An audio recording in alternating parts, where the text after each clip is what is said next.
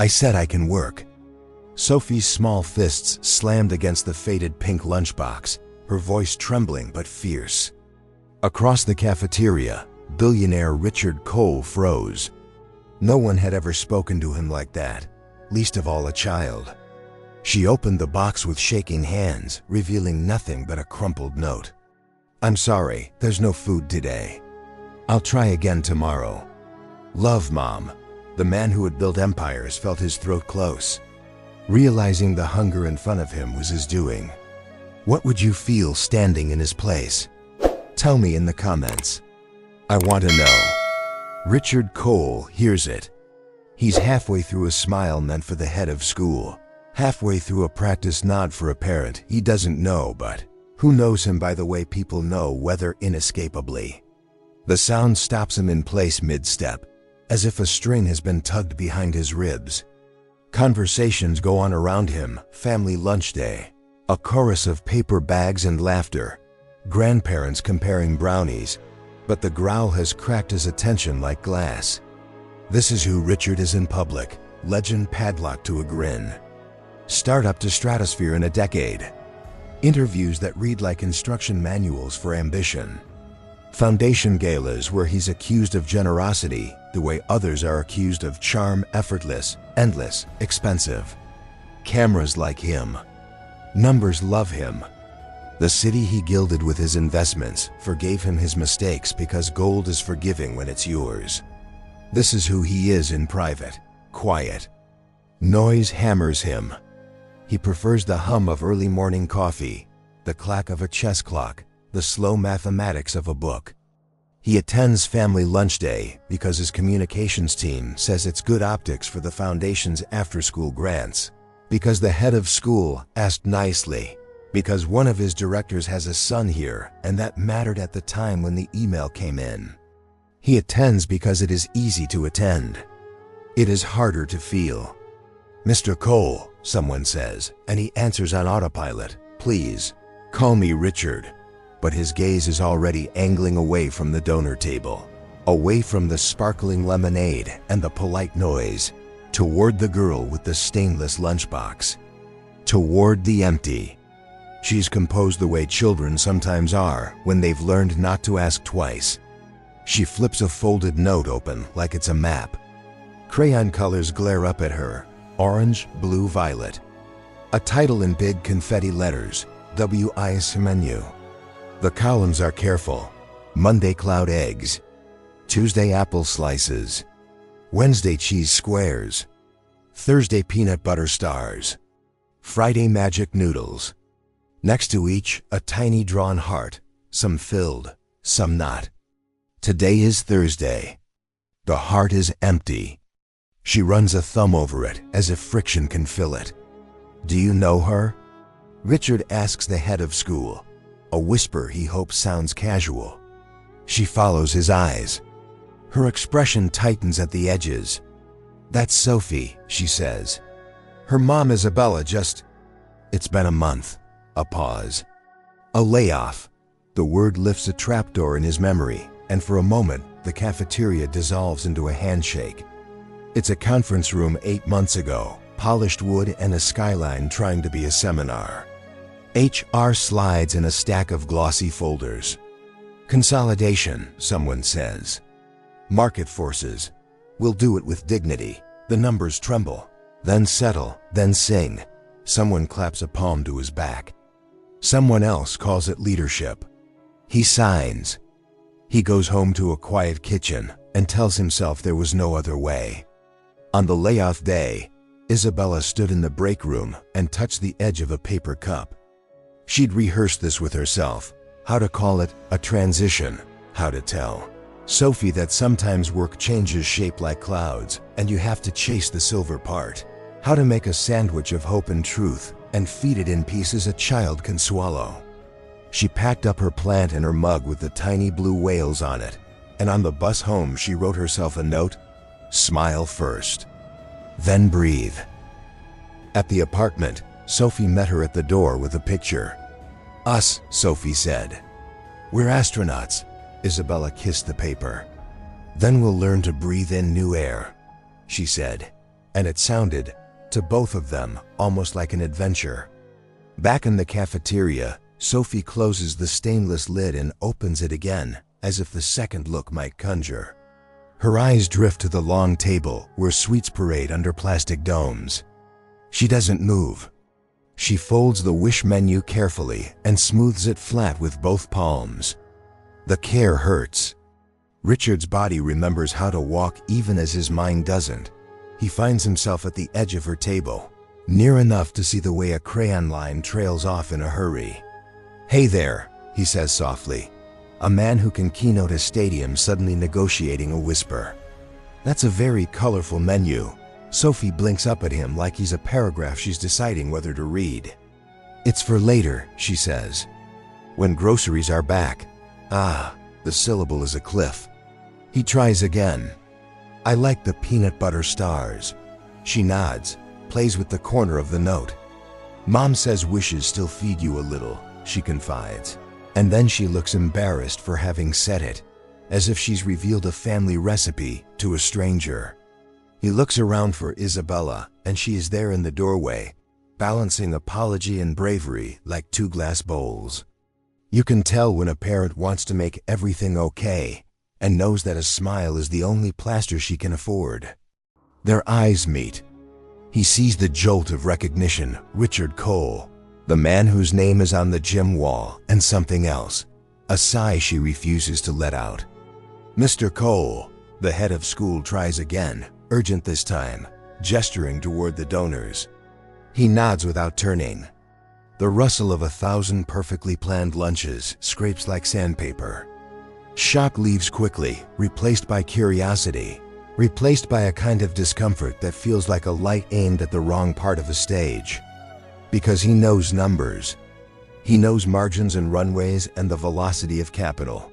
He knows what a decision looks like when it's reduced to a slide. He also knows, now, what it sounds like when it's a child's stomach asking a room for an answer. "May I see?" he asks, pointing to the WIC menu. Sophie slides it over, wary but hopeful, like this is a test where the right adult might change the grade. He loves the spelling magic noodles, and the way the hearts are honest. He imagines a fridge door, a magnet shaped like a lemon, an apartment that doesn't get enough afternoon light. A mother writing resumes at the kitchen table. "Can I make a copy of this?" The question surprises even him. Sophie tilts her head. "Like homework? Like a reminder," he says. "For me." He walks it to the office with the reverence of a passport. The receptionist looks bewildered and then kind. People are always kind when the reason is clear. Sometimes the reason is a look on your face. He stands in the hum of the copier, watching the green bar breathe across the page. He thinks of boardrooms and burn rates and how easy it is to be generous at scale and stingy at proximity. He thinks of Isabella's shoulders. He thinks of how being the man who funds the library does not feed this child on a Thursday. He returns the original to Sophie like he is giving back something sacred. "For you," he says. "Safe in your bag." She tucks it carefully into the lid of the empty lunchbox, like a napkin waiting its turn. "Would you like half of mine?" He asks then, a bridge built too late, but built. Sophie glances toward Isabella, who nods once, and in that nod is the quietest surrender and the fiercest love. He divides a sandwich that cost him nothing to buy and suddenly costs him everything to understand. When the donors finally pull him by the sleeve, he goes. He speaks into a microphone, says the words about community and continuity, hears himself from a distance. Polite claps, the usual questions. But the room is different now, as if someone has tuned an instrument he didn't know was out of key. At the end, he returns to the table where Sophie has drawn a new heart. It is a little messy. It is filled in. He slides the photocopy into his jacket pocket. It crackles against the lining, a paper weight heavier than paper. He doesn't know yet what it will demand. He only knows he can no longer tell himself a story in which he is merely generous. He will have to be specific. On the way out, Isabella thanks him too many times, the way people do when words are cheaper than bread. He takes the thanks and doesn't let it settle.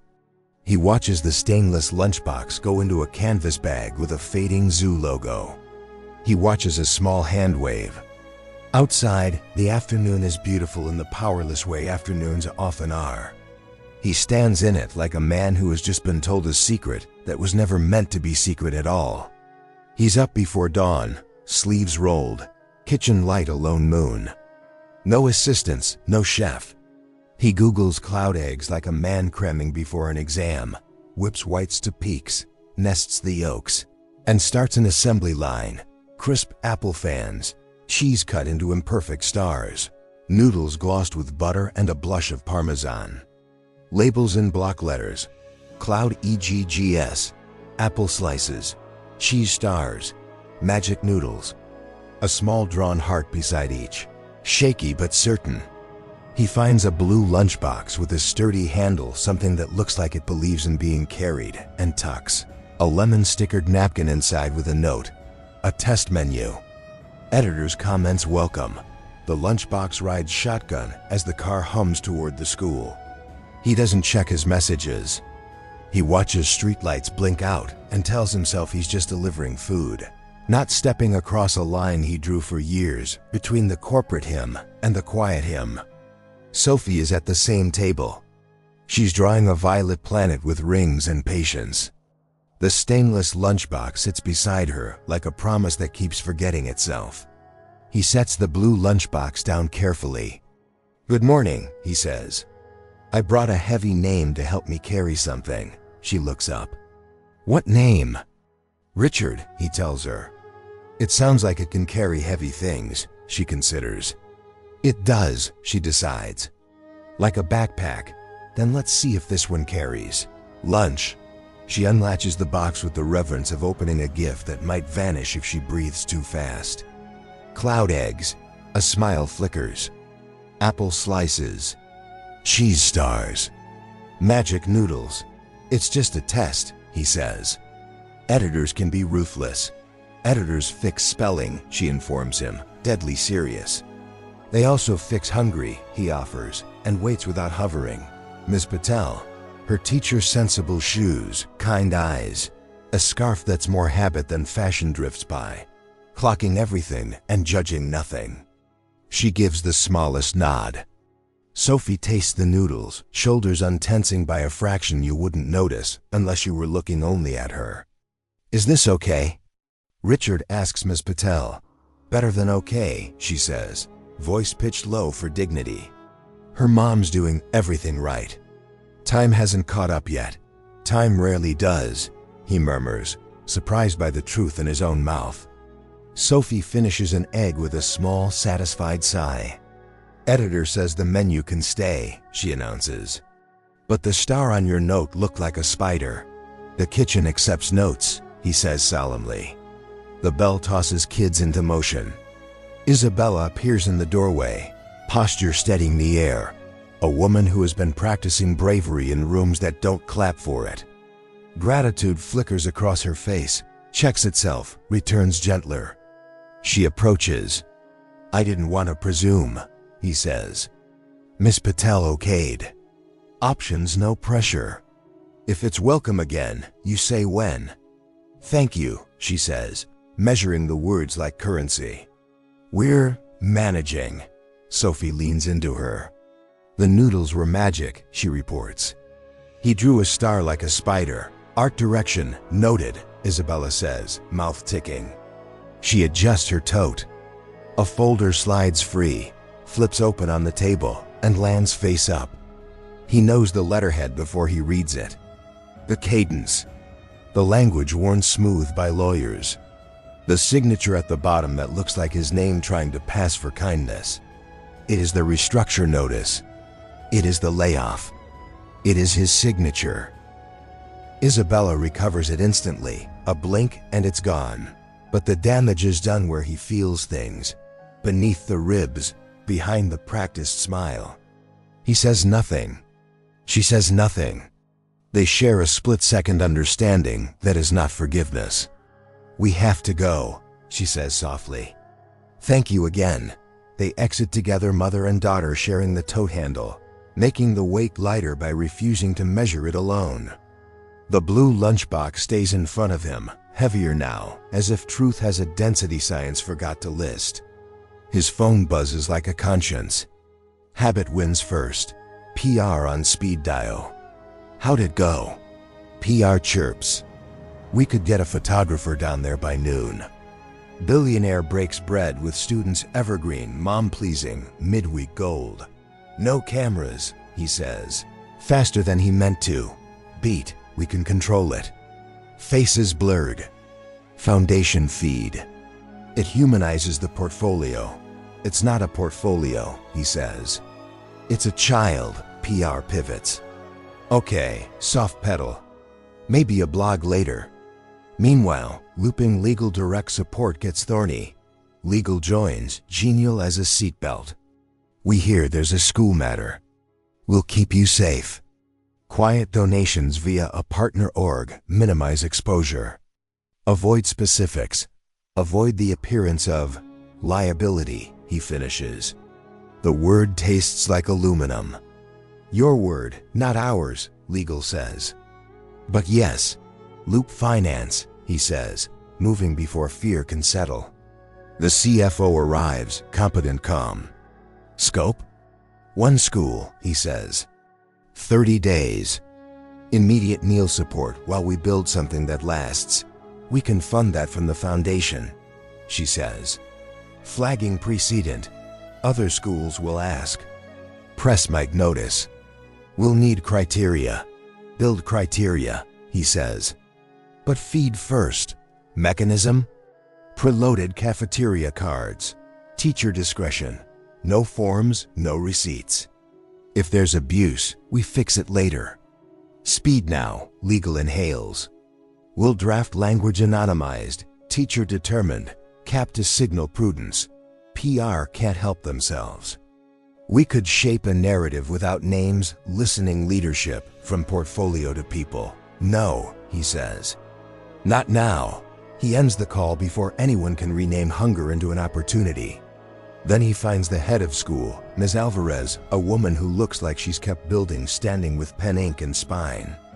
I want to fund a pilot, he says. 30 days to start. Quiet.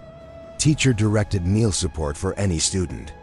Discrete cards, grab bags, whatever preserves dignity. No forms for families. If you need a phrase, call it a bridge grant while we build the bridge. Ms. Alvarez places both hands on her desk like she's checking if it can hold what she's about to say. That would change a lot, she says. Kids share lunches. Teachers buy snacks. We catch some, we miss too many. We'll run it so no one's singled out. But we'll also remind you, pilots can't feed forever. I know, he says. Start. I'll spend the month solving the rest. No cameras? She asks, measuring him with a principal's lie detector. No cameras, he says, and the room exhales. They sketch the scaffolding fast. Cafeteria system flipped to show balances only to cashiers. Quiet classroom baskets for kids who avoid lines. Teacher signals invisible to other children. He signs nothing. No big check. No staged gratitude. Just a handshake that feels like a thumbprint on a promise. He leaves the school and climbs to his glass office at noon. The city throws itself at the windows like it wants to be admired. He opens a foundation brief on food insecurity graphs in small, sanitized tragedies and thinks about a violet crayon heart left unfilled. Across town, Isabella spreads bills on a coffee table like a week she's trying to rearrange. Applies to jobs with cover letters that sound like hope written in a polite whisper. On the fridge, the WIS menu waits under a lemon magnet. Sophie adds, in kid bold letters, lemons feed hope. He calls the CFO. Cards live by tomorrow? They can be, she says. I'll wire funds. Vendor flips the switch. Starting pool for 50? 100, he says. Teachers undercount to protect pride. Also set a small pool for staff. A pause, then a softened. Done. PR tries to lure him back to the story. We drafted a founder's note, no specifics, values forward. Delete it, he replies. If anyone asks why the silence, tell them, not everything we fix needs a witness. Legal sends phrasing anyway. He approves the essentials, amputates the brag. He spends the rest of the day in the practical. A short call with the cafeteria vendor about which snacks go home discreetly. No glass jars. No strong smells. Yes to granola. No to anything that screams donated. He learns more from a warehouse manager in 10 minutes than from 10 gala panels. Next morning, he arrives early. Ms. Alvarez meets him with a plain envelope and a rare grin. Cards are live. Cashiers trained. Miss Patel cried and threatened me if I told you that. Teacher tears are off the record, he says. They walk the cafeteria. It smells like cinnamon toast and disinfectant. A boy sets down a tray with the deliberation of a person negotiating whether he deserves it. The cashier glances at her screen, nods him through without a beep. He looks confused, relieved, confused again, then controlled dignity intact. Ms. Patel appears beside him and asks about a science project. He brightens and moves on. Sophie spots Richard and calibrates a wave half hello, half packed. How's the editor? He asks. Strict, she says. But fair. Good. The kitchen needs both. Isabella approaches with a coffee that probably cost her something. Ms. Alvarez told me about the bridge, she says. I don't have a word that fits it except thank you, and that word is tired. Then let it rest, he says. Let the bridge do work. She nods, holding moisture in her eyes like a line she refuses to cross in public. It does. He doesn't go to the tower after. He detours to the warehouse, walks aisles of cartons stamped with nutrition labels, asks questions that should have been in his mouth years ago. What goes home without embarrassment? What actually gets eaten? What makes a Friday less like a cliff? The manager answers in the exact language of experience. It is the most useful meeting he's had in months. By afternoon, resistance mobilizes. Finance pins a spreadsheet that predicts spillover. 6 schools by next week, 20 by month end. We can absorb for now, the CFO writes. But board buy-in will be needed if this scales. PR slides a memo labeled, Narrative opportunities we're leaving on the table. Bullet points gleam. Riches gives responsibility. Listening leader. From portfolio to people. He responds with 2 words. No cameras. Legal calls, voice cautious. If any family linked to a restructure is involved, and we are not asking if they are, avoid any appearance of connection. We recommend intermediaries, distance, and yes, quiet.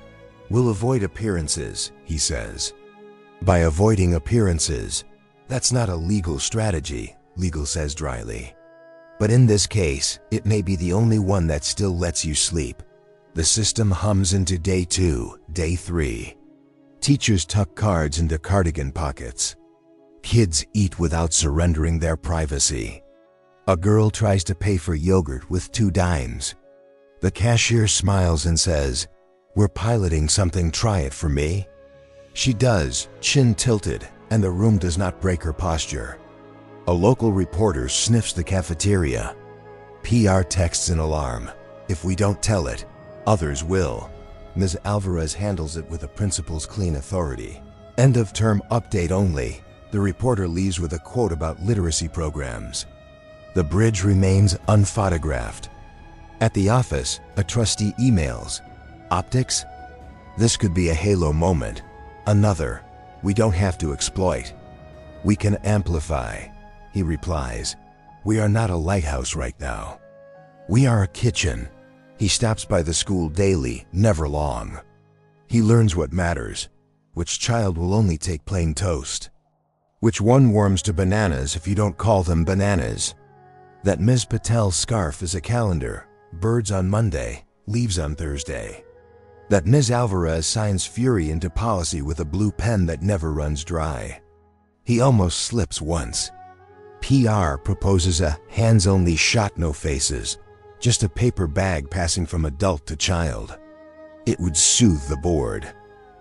He feels the old reflex stretch. Simplify the story, control the frame, harvest the goodwill. Then he hears a remembered growl, sees a violet heart, remembers his signature on a letter that did exactly what it was made to do, and says, no. That evening, his phone vibrates with an unknown number whose voice he recognizes in text. Isabella. Sophie asked me to tell you the star today looked like a star. She says the kitchen is improving under your leadership. That's a joke. She made me add it. He smiles. Please inform the editor the kitchen is listening. Bubbles. Also, I found part-time work. Not a career, not yet. But it makes Monday feel less like a wall. He types and deletes the versions of himself that sound like a press release. He lands on, I'm glad. If there's a need not fixable by clouds or noodles, tell me. No cameras. Just tell me. Thank you, she writes. If I think of the right ask, I'll ask. For now, we're walking. On day 4, Sophie slips him a drawing. The blue lunchbox, open, stars inside. At the top, in thick kid letters, not for photos. He laughs loud enough to startle himself. Editor's orders? Editor's orders, she says, delighted to be obeyed. The board meets that afternoon. Finance warns about precedent with the tone of a friend suggesting an umbrella. Legal offers clean language and quiet lanes. PR sighs about missed arcs. He makes concessions where they don't puncture the heart. Monthly reviews, a revisable cap, a placeholder paragraph for the annual report that says plenty while promising nothing. He keeps the one rule that matters to him carved into the center of the plan: no cameras. Near week's end, legal forwards an email from a former employee, no accusation. Just a note about a daughter who thinks stars come in snack sizes and a mother who is sleeping again. Recommend no response, legal writes. Acknowledging could. Conflate. He thanks them for the guidance and writes back anyway. Not on letterhead, but as a person with a heavy name learning where to place it. I'm sorry for the part one played in the hard part, he types. I'm trying to be useful in the next part. If I'm missing something specific, tell me. If not, I'll keep the bridge strong while you build what's next. That night, he opens a box in his home office where gala gifts have been slowly suffocating. He lays the photocopy of the WIS menu on top. The heart, some filled, some not, stare back. He thinks about the difference between generosity and repair, between a headline and a hand. He thinks about lines he drew between the public legend and the private quiet, and how a stainless lunchbox on a blue tray drew a better line through him. The next morning, he is back at the cafeteria before the rush. Ms. Alvarez gives him a look that says, "You kept your word." Teachers nod the way soldiers nod at someone who learned the right lesson. Kids eat. The cashier's screen glows and says enough. His phone lights with one last PR attempt. Quick behind-the-scenes clip. Faces blurred. It would help future partners. He replies with a sentence that will, at least for a while, hang on the wall of his office like a policy written in Sharpie: no cameras. He went to the apartment with empty hands because gifts felt like shortcuts. The hallway smelled faintly of detergent and boiled rice. The elevator had the kind of sigh that made you apologize for using it. When Isabella opened the door, he didn't reach for weather or small talk or the old reflex of charm. He reached for the truth. "I'm sorry," he said, and let the word land without cushions. "I signed the restructure. I told myself the numbers were the whole truth. They weren't. I'm here to say that to your face." The doorway framed a small world, arranged with careful dignity folded blankets, a candle that wasn't lit for show, a coffee table cleared for job applications clipped in neat stacks. Sophie sat at the kitchen table threading beads, mouth slightly open in concentration. She looked up, brightened, then returned to her string. Isabella stepped back, gesturing him in, and the air felt like a courtroom where the judge also pays rent. I don't want charity, she said, not unkind, not letting him off. I know, he answered. What would fairness look like specifically? They took opposite ends of the couch like two sides of a bridge. He pulled a notebook paper, not a screen, and waited. Fairness, she began, is the opposite of a camera. It's written, it's measurable, and it survives the person who says it. She folded her hands. Retraining that isn't a YouTube link. A real rehire pathway that doesn't erase the years people already gave you. Someone outside your payroll checking the math. He nodded. Terms with teeth, he wrote as he spoke.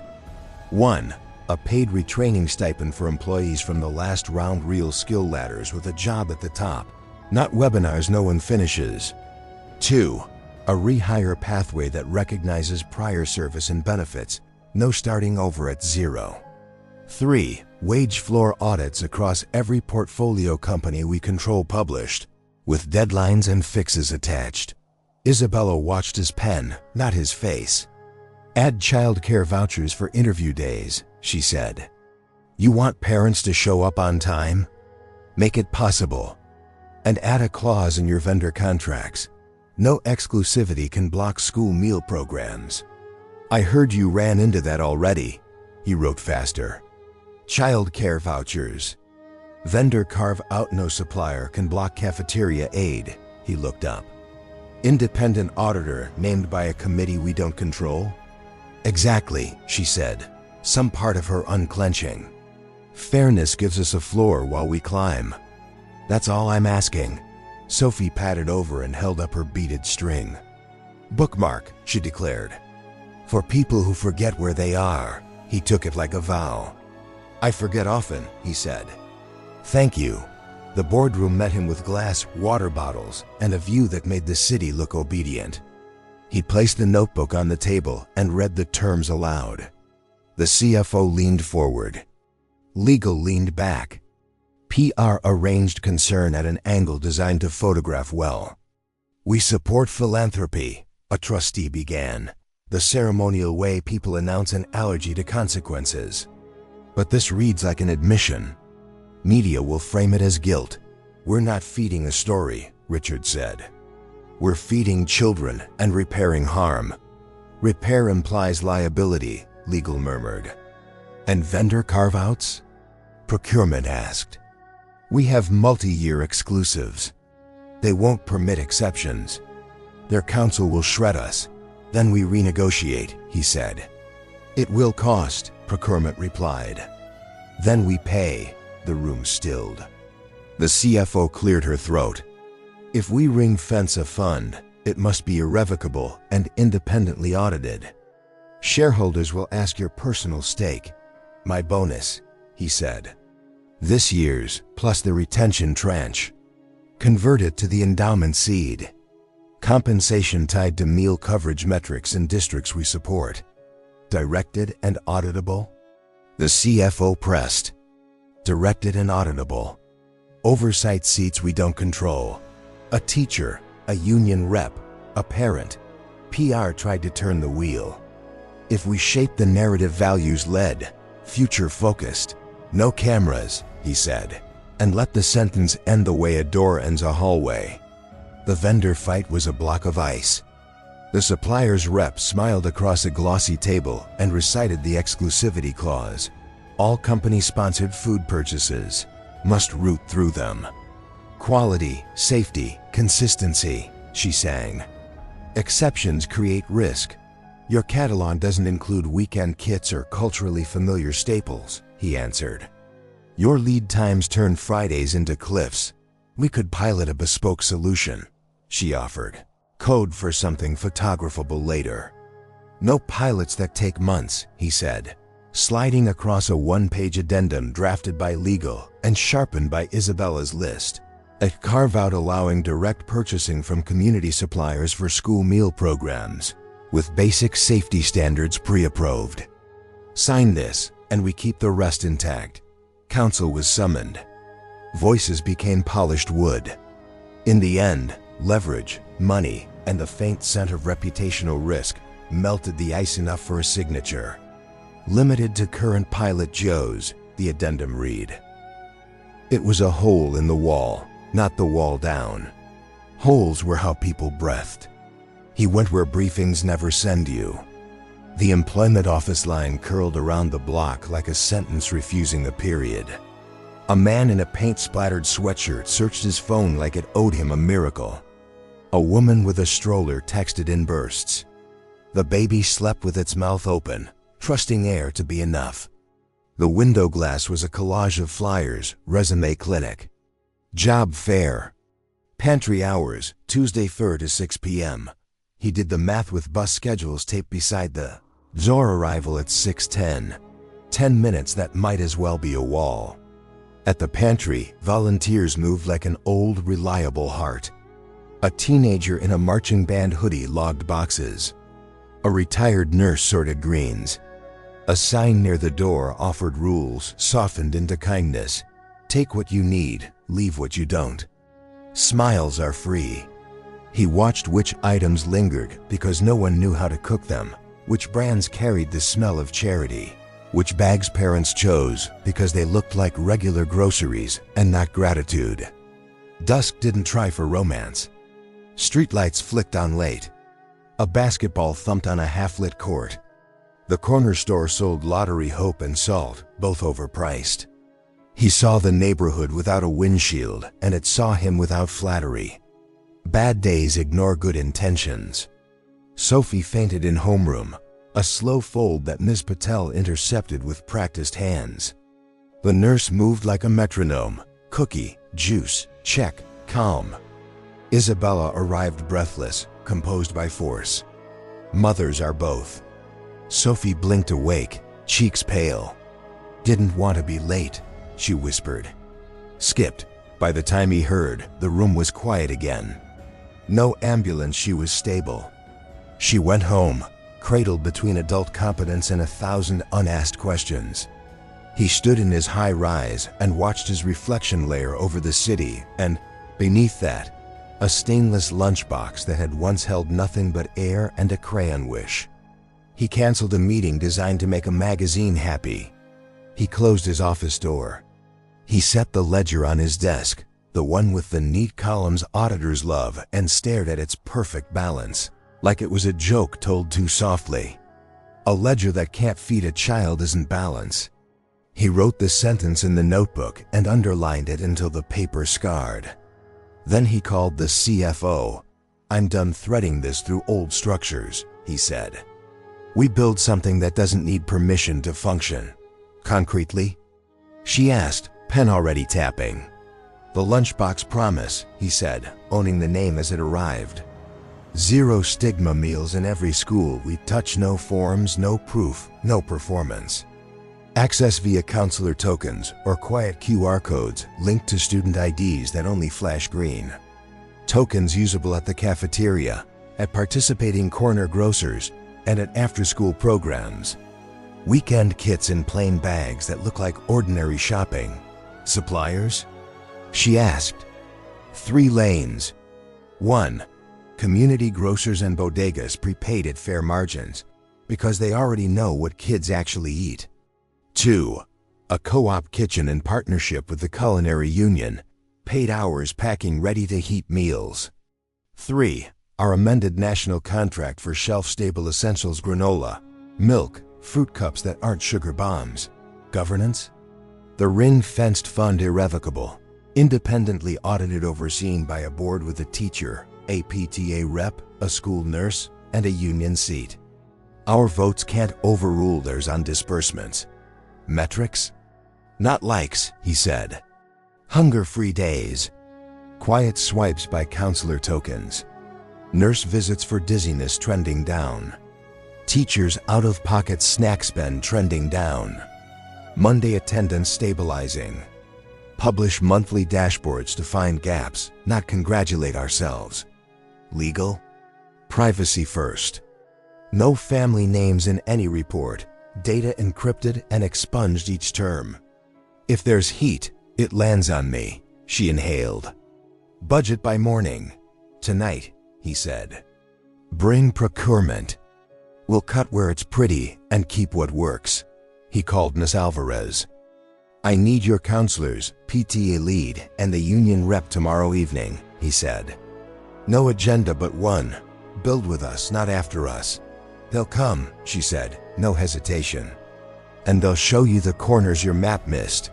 He texted Isabella carefully. "I heard about Sophie. Is she okay?" "She is," came back. She protected the morning with an empty stomach. "It won't happen again. I'm building something I should have built before," he wrote. "It won't fix yesterday, but it will make tomorrow steadier. Then build it to stand when you're not in the room," she replied. They met in the school library under humming lights. Counselors brought the quiet truth. Shame is a solvent design so kids never have to declare themselves. PTA, parents drew maps only they knew. Which bus leaves a child stranded? Which store respects EBT? Which hallway door sticks? The union rep arrived protective and practical. "Our folks aren't free labor," she said. "Pay them and they'll move mountains." They argued about tokens versus QR codes, bags versus boxes, bananas green or yellow for Friday kits. They decided the pantry would look like a school store. Dignity is sometimes a different sign on the same shelves. They wrote a cashier script that never said, "You're covered," and always said, "You're good." They picked suppliers for proximity and respect, not just price. They timed deliveries to the minute after the last bell. They set a rule: Monday breakfasts would be hot. The whiteboard became a battlefield and then a blueprint. Budgets were built and broken, then built again. They added a line no one starts with: bus fare for interviews and medical appointments. Isabella's cause, in ink. By dawn, the skeleton stood. The ring-fenced fund documents waited on his desk like a dare. He signed with the same hand that had closed doors and sent a photo of the signature private, proof to the CFO, to Ms. Alvarez, to Isabella. Sophie's bookmark wrote in his notebook at the page where the sentence lived. The city outside the glass looked unchanged. Inside, the room had a different gravity. He faced his reflection, the ledger, the memory of a stainless lid lifting on nothing, and spoke to all three like they were capable of answering. "Tomorrow," he said, steady, certain, "we build. It begins before the streetlights go home." A grocer's loading bay yawns open to the dawn, and pallet jacks whisper across concrete like skaters who've learned restraint. Mr. Kareem, the corner grocer who knows every kid by snack preference, checks the manifest twice, thumbs tapping the chalked prices he will never charge for this order. At the co-op kitchen, a line of union cooks in hairnets and steel-toe shoes move like a seasoned percussion section. Rice cooling on trays, beans simmering to velvet, roasted vegetables portioned into lidded tins that snap shut with the clean punctuation of getting it right. A caterer contracted this time. Not begged rolls insulated crates past a PTA mom who traded a laptop for a hand truck and looks quietly pleased about it. At the school, the gym smells like cleaner and citrus. The union rep signs in the first shift and points to a whiteboard where the day's choreography is blocked. Delivery 6:15 to 6:45. Classroom baskets 7:20. Cafeteria open 7:30. Quiet tokens live at 7:35. Counselors fan out with envelopes that look like ordinary mailers inside. Are the matte plastic tokens and QR stickers that will become a kind of hush language. A printer chirps in the office as it spits a stack of cards, each preloaded but nameless, waiting for a kid and a moment. Montage is the only honest way to show this first week, because the thing happening is many small things learned all at once. A truck door slams. A cash drawer clicks. A custodian props open a side entrance so the crates glide in a straight line.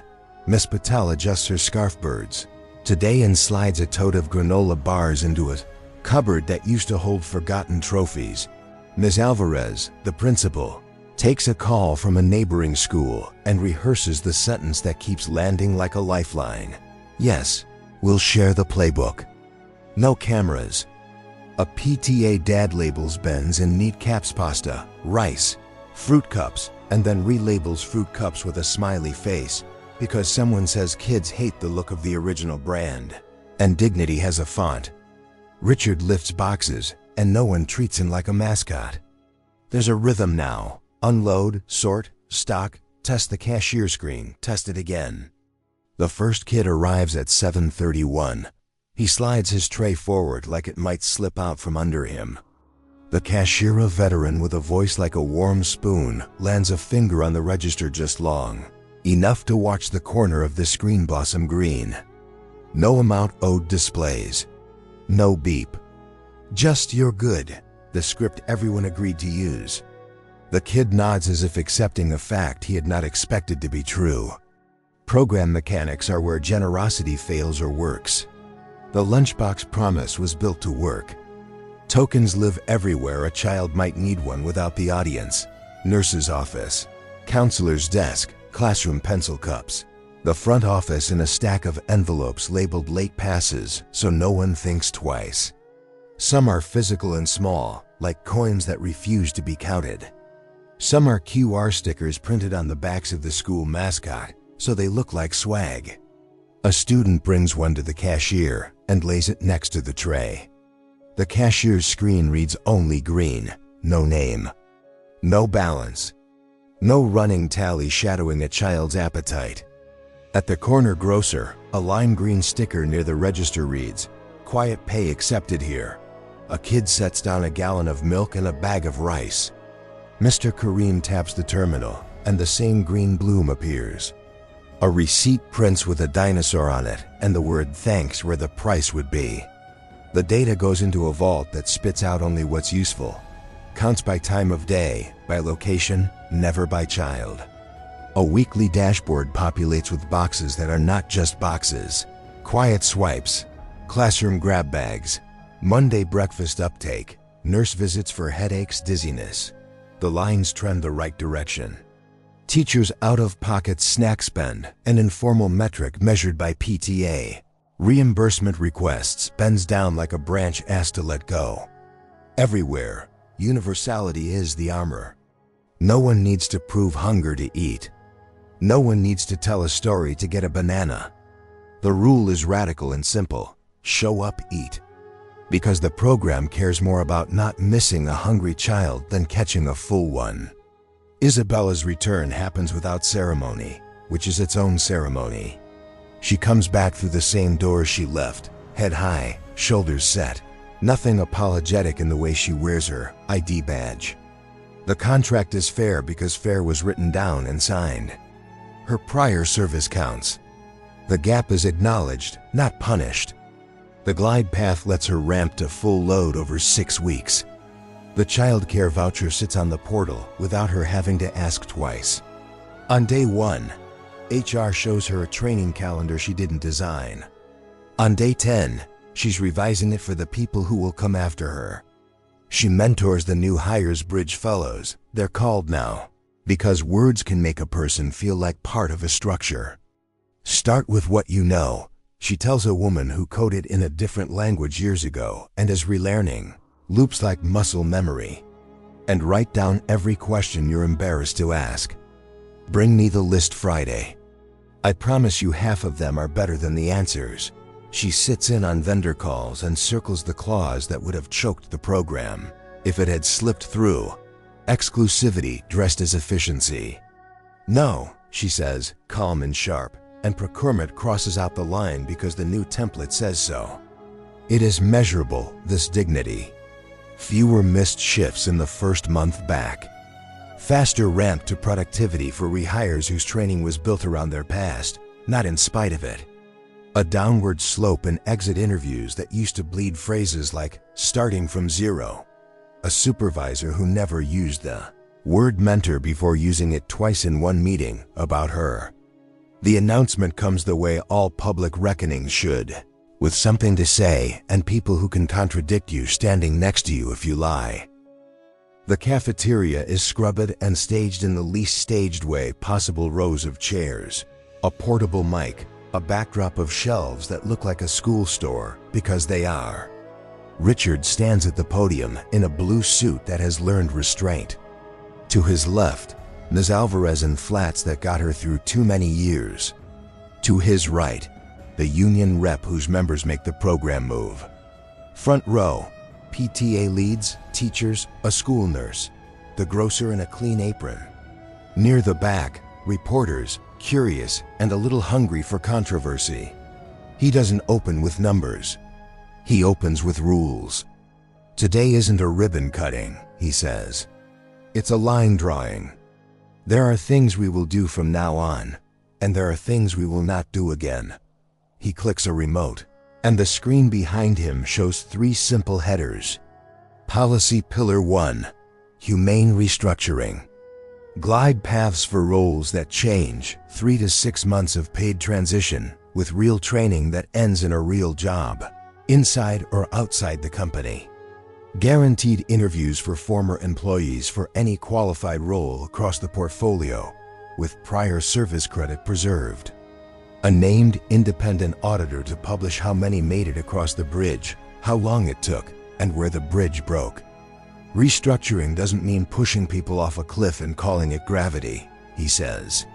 If the business must change, we build a ramp, not a drop. Policy Pillar 2, Community Dividend. A fixed percentage of annual profit, 1% before buybacks and executive bonuses automatically, directed to a locally governed fund in the communities where the company operates. Funds support schools, training, food security, and transit fixes that close 10-minute gaps that wreck days. The fund is ring-fenced, independently audited, and stewarded by a board on which the company is a minority voice. This isn't charity, he says. It's rent for the place we live. We have benefited from these communities. The dividend is how we pay on time. Policy Pillar 3, Wage and Vendor Audits. Living wage clauses across every contract we sign or renew, with a published schedule of the floor by region and a timeline to compliance. Vendor agreements must include school meal partnership language, no exclusivity, can block direct purchases from community grocers or co-op kitchens for hunger programs. Annual vendor scorecards, published with a simple measure in the corner. Partner, pending, problem. Supply chains shouldn't starve the places they pass through, he says. If you want our business, you help us feed our neighbors. Hands go up. A reporter in a tan jacket, voice like a practiced eyebrow. Mr. Cole, some would say this is all a very elegant apology. Is this guilt? He doesn't pretend the question is unfair. Not guilt responsibility, he says. Guilt is about me. Responsibility is about what happens next. We have a duty to design our success so it doesn't hollow out the place it stands. Shareholders might disagree, another says. You're committing profits, raising wage floors, rewriting vendor contracts. Where's the upside for them? He nods toward the CFO in the 3rd row. Ask any CFO what drags earnings over 5 years, he says. Turnover. Training churn. Vendor lock-in that raises costs quietly. Regulatory backlash that arrives late and expensive. These pillars are not a tax on performance. They are an investment in durability. Lower turnover because people can afford to stay. Faster hiring because our rehire pathway keeps talent warm. More resilient supply because we're not single-threaded. Fewer fines because we're not fighting the tide of policy that's coming anyway. And a brand moat you cannot buy with ads. A hand halfway up, cautious. What about free riders? Companies that don't pay a dividend, that undercut your wage clauses, that take your customers while you're busy being good. He doesn't look at PR. He looks at the union rep. We win by being better, not by being easy, he says. We will lose some bids. We will win others because quality workers show up for living wages and stability. We will also publish what we learn so customers can see the total cost of cheap. Sometimes you win by changing the rulebook. Will you publish the data from the school program?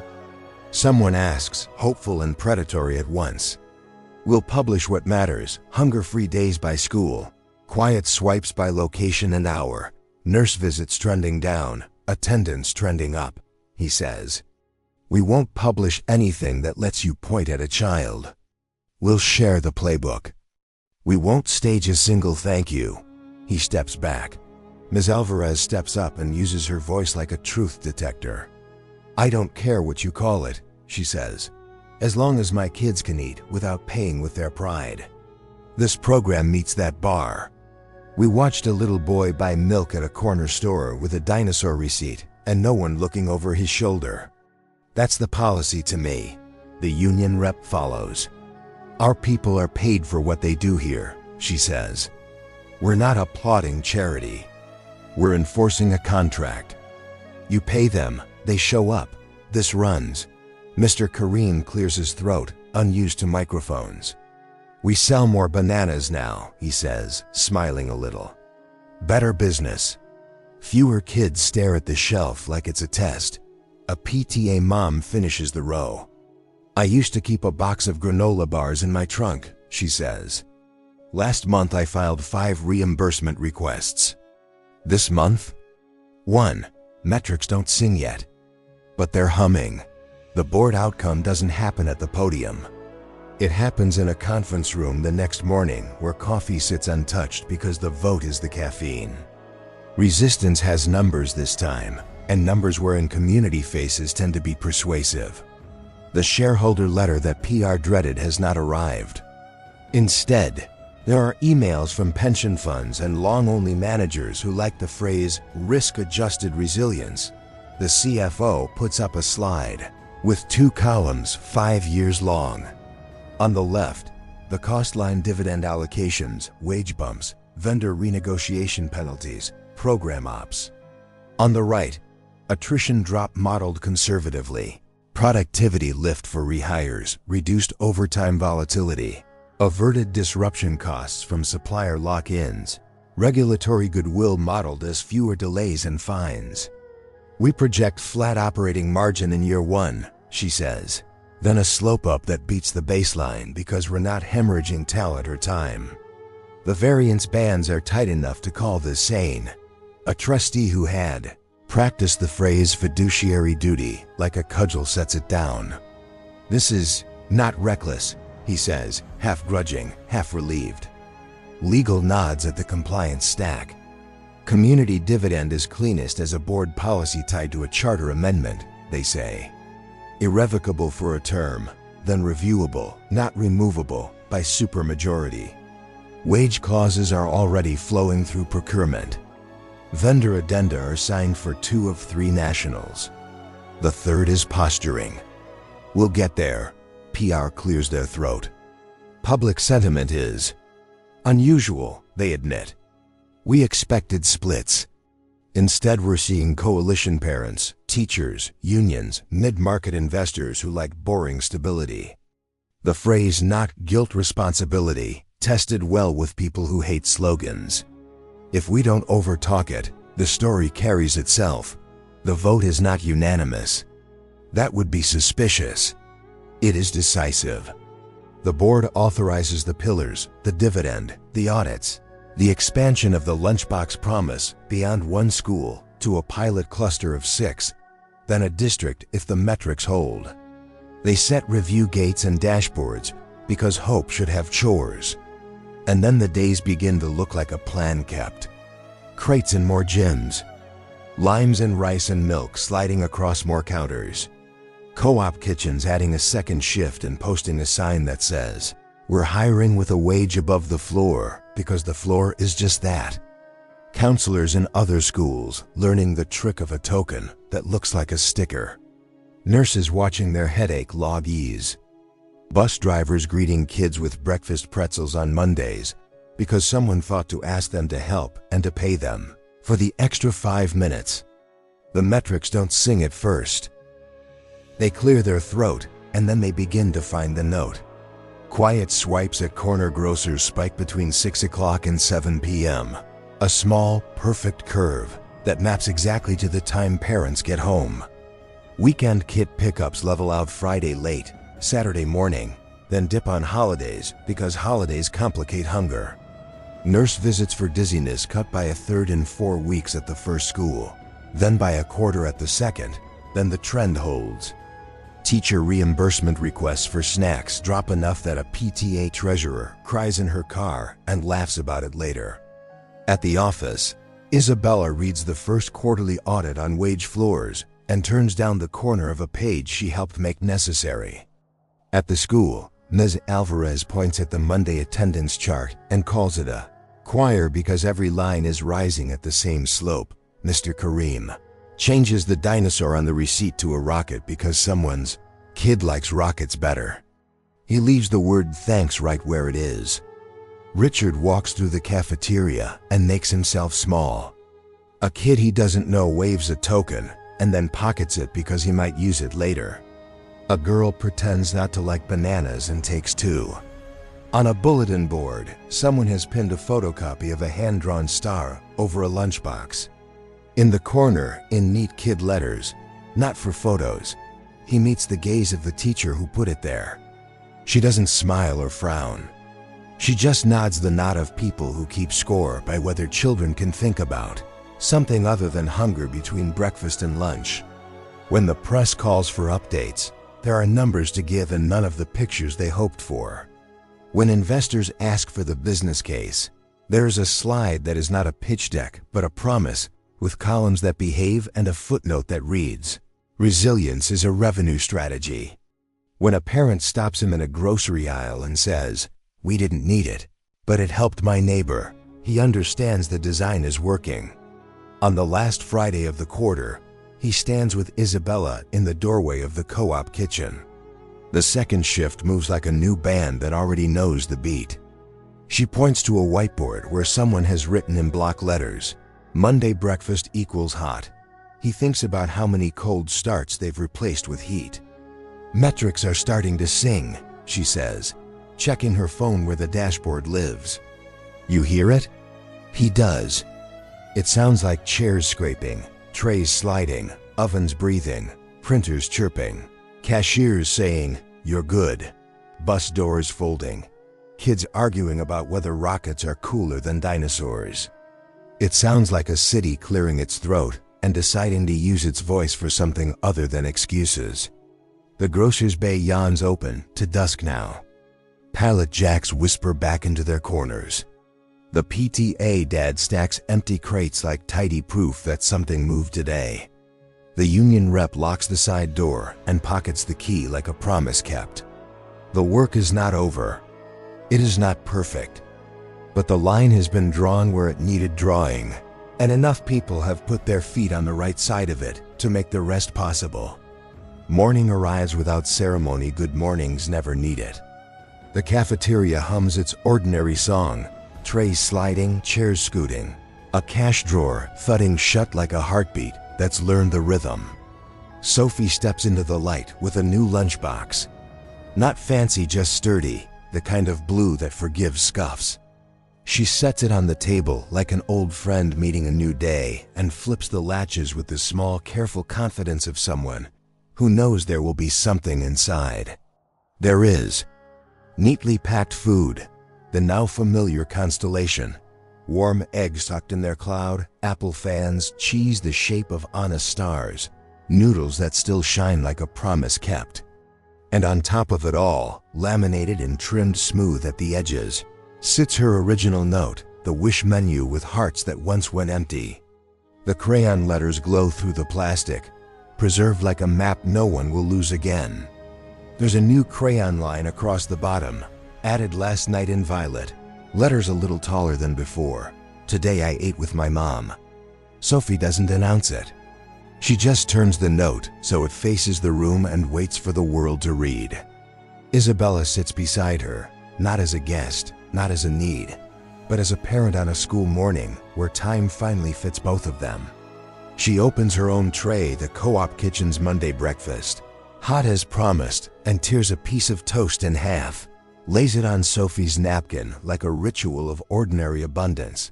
Miss Patel passes, birds on her scarf and relief in her eyes. She taps the laminated note with one finger, a blessing disguised as attendance. Across the room, Richard sees it and stops walking. For weeks he has practiced the art of presence without orbit, The discipline of showing up like infrastructure felt, not staged. Today he fails that discipline. He crosses to the table because the sentence in violet pulls him like gravity. "It looks good laminated," he says softly. "It had to be," Sophie replies solemn. Paper gets tired. He nods. "You're right." He studies the new line as if it were a blueprint. "That's my favorite sentence." Isabella meets his eyes. There is no ceremony in her gaze, no speech. Only a quiet agreement about what it took to make a morning this simple. He sits for a minute no longer, because the point isn't him, and eats what he's handed. A bite of the cloud, an apple slice, the corner of a star. It tastes like breakfast and like a city remembering a small, necessary truth. When he stands, he doesn't pretend not to feel it. The sting has been threatening for days, pooling behind his practiced calm. Now it comes. Not a single tear fought back. Several, aloud. He bows his head, breathes, lets the wet reach his collar without apology.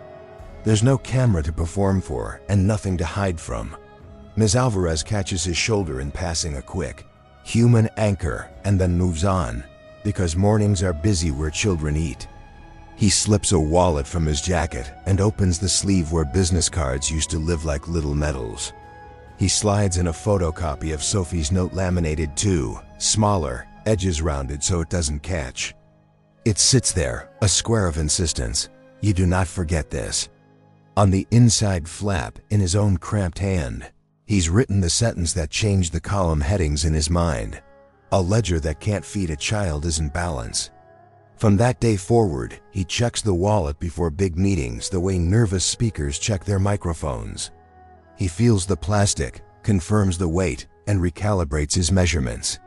Wealth, he decides and says aloud when asked, is the sum of what you can carry for other people without dropping them. Net worth is who gets lighter when you show up. Return on equity is the way a neighborhood Excel sounds at 7:30 a.m. when breakfast is hot. Life softens into a sequence of normal days held up by abnormal commitments that have become policy. The Lunchbox promise keeps its shape because it was built for ordinary pressure, not extraordinary applause. Tokens move quietly. Screens glow green and say nothing else. The corner grocer switches the dinosaur on the receipt to a rocket because someone's kid voted. The pantry that looks like a school store becomes an actual school store, snacks and notebooks mingling on the same shelf, proof that dignity and pencils belong in the same sentence. Isabella's days fill with work that does not punish her for needing the time she took to survive. She mentors with a steadiness that is both gift and strategy. She sits at the table where the next vendor template is redlined and circles, again, the clause that would have closed a door. She is listened to because listening was written into someone else's bonus. At night she signs Sophie's homework and tapes art to the fridge, and sometimes, when it's just the two of them in the kitchen, pulls down the laminated note and taps the violet line. Today I ate with my mom. Then they do it again tomorrow. The quiet payoff multiplies. It shows up as a nurse's log with fewer headache scribbles. It shows up as a bus driver who keeps pretzels on Mondays and gets paid for the extra minute it takes to hand them out. It shows up as a PTA treasurer who can delete the line in her budget marked emergency snacks and move the money to field trips. It shows up as a teacher who keeps a token in her pocket for a kid who always says no first, and then yes, once the hallway is empty. Time moves. The laminated note fades a shade, the violet line holding like a ridge in the page. And because endings that matter need time to prove themselves, we step forward. Epilogue. 1 year later, the cafeteria looks the same because that's the point. Ordinary has returned to its throne. But behind the drawers and doors, the numbers hum the way a well-tuned kitchen hums. Meals served? More than 1 million quiet swipes across a district and its neighbors, each one a sentence that never had to be spoken aloud. Weekend kits assembled by paid union hands, steady. Monday breakfast hot, a streak too long to jinx. Nurse visits for dizziness down by a third across the first cohort of schools. Teachers' out-of-pocket snack reimbursements halved and still falling. Attendance steadier on stormy mornings than the weather app predicted because hunger doesn't argue with rain. Jobs, hundreds restored or remade. The rehire pathway works the way bridges do when someone measures the load. Ramp time for returning employees is faster because the training ladder assumes memory is an asset, not a myth. Exit interviews lose the phrase starting from zero. Supervisors who never use the word mentor use it like it was always in their mouth. The independent auditor posts quarterly reports with more charts than adjectives. The lines behave, policy, sustained and sharpened. Humane restructuring is not a press release, but a calendar. Glide paths scheduled, interviews guaranteed, outcomes published even when they aren't pretty, which is how they get prettier. The community dividend moves like rent paid on time. A small bus route now arrives at 5:58 instead of 6:10 because a transit fix was a line item, not a wish. Wage and vendor audits keep their teeth. 2 national suppliers rewrote their standard contracts to include school meal partnership language because 3 large clients demanded it in the same quarter. The 3rd supplier came around after losing a deal, which is how some lessons learned the hard way. Community partners? Thriving in the way ecosystems thrive, not by applause, by participation. The co-op kitchen added a 3rd shift and a training wing. The union posted a banner that says we're hiring and means it. Mr. Kareem expanded the produce cooler, added a chalkboard where kids vote for fruit of the week. No one laughs when okra wins. The PTA moved from triage to ambition microgrants for art supplies, stipends for student tutors, a library evening with Coco where the only rule is you can read out loud if you want to. Miss Alvarez sleeps better and spends the extra energy inventing a tradition called First Bite Fridays, where the loudest sound for 1 minute is delight. Shareholders? The skeptical ones learn to like boring. Attrition costs slid. Training churn eased. Contract penalties once paid to monopolies turned into margin shared with neighborhoods that, it turns out, buy from companies that don't treat them like extraction sites. The long-only funds wrote letters with phrases like resilience premium and policy tailwind, and nobody rolled their eyes. And Richard? He is less visible and more present. He travels with fewer suits and more copies of the note, tucked into his wallet like a compass he doesn't trust himself to carry in his head alone. He has learned the discipline of the unspectacular act repeated until a neighborhood can time itself by it. When he is tempted, because people are to exchange involvement for optics, he reaches for the plastic sleeve and runs a thumb over the violet line. It keeps his hand off the microphone and on the work. He still fails sometimes.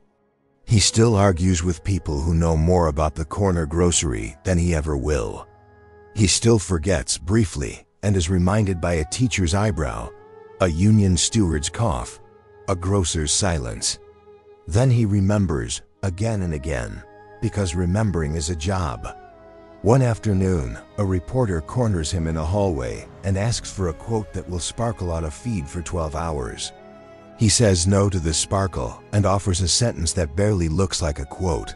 It runs because the people who use it built it. The reporter sighs and wanders off to find something more clickable. The program keeps moving trays. On a wall between the cafeteria and the office, a photocopy of Sophie's note hangs under plastic. Kids have added lines in colored pencil over the months, small updates that make the original look like a living thing. Today I ate with my mom. Today I tried the green thing. Today I saved half for later. Today I wasn't scared to ask. In the corner, still taped and slightly crooked, the sign that says not for photos. No one removes it. No one needs to. And because stories end best where they began but changed, we return to a table with a blue lunchbox and a child's hand. Sophie opens hers with the practiced click-click and finds what she always finds now. Enough. On top, the laminated note. She reads the violet line, then adds another with a fresh crayon, smaller this time. A whisper of a sentence that doesn't brag because it doesn't have to. Today, I ate with my mom. And we laughed. Around her, laughter rises, not the brittle kind that needs attention, the easy kind that doesn't. Tray skitter. Milk cartons pop. Someone argues about rockets versus dinosaurs like it matters, because in 4th grade, it does. The cashier's screen glows green and nobody looks at it. Miss Patel's scarf is a map of tiny stars. Mr. Karim's receipt printer jams, then unjams, and he shakes it like an old friend and mutters something that sounds like a blessing in a language that laughs at broken plastic. The camera we never invited stays outside. The city listens to itself and hears what it hoped to hear all along. Cafeteria laughter becomes ordinary again, the sound of a city that remembers its children.